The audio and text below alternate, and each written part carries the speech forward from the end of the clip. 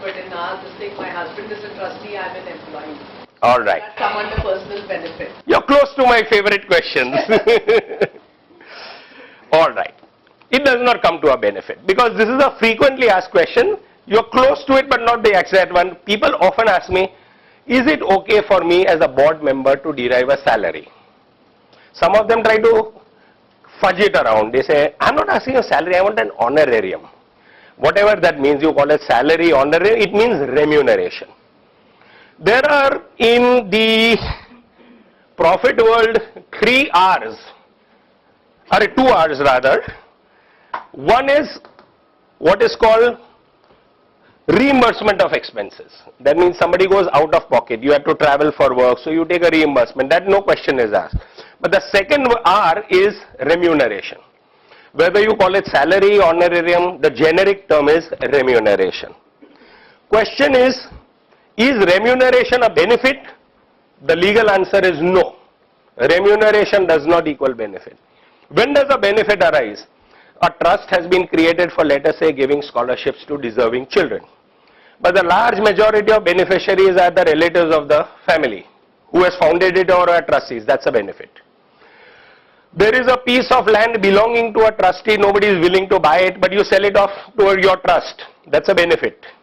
Or rather the trust has some property and you buy it over from the trust at a whatever rate, that is a benefit you have taken. But a salary or a remuneration as we call it is not a benefit. So let's get that very clear. From the point of view of good governance, it is not desirable to get a board member remunerated. That is a given norm. In the United States of America, in the UK, this is unacceptable. As a board member, you do not derive any remuneration. Forget benefit. Benefit is out of the question, not even a salary. But in India, this is allowed. And as you will see under FCRA, it is now even under legislature allowed. But I'll come to that later under FCRA. Having said that, what does the Income Tax Act say over here? It specifically says that any trust author, meaning the settler of the trust, trustee or manager may be remunerated. Actually in clear words it says remunerate, provided the remuneration is reasonable. And what is reasonable is not defined under law. That is what has happened. So it's a little bit of a dicey thing. So what happens is when every year you file your returns with the department, you file your return in ITR 7 and there is an audit report in Form 10B which your auditor fills. The auditor has to write in his audit report, do any of the trustees derive a salary or a remuneration? If it's no, no question. If it is yes, next column is how much? And then that amount is written.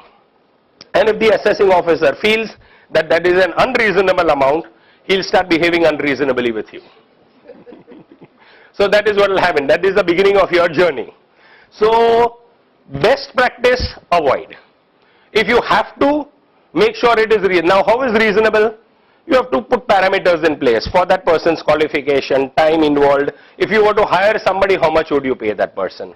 If you're paying on par or even slightly lower than that, you can say, well, that is reasonable then. But end of the day, you are walking on slightly thin ice. So best practice, avoid boards getting any remuneration.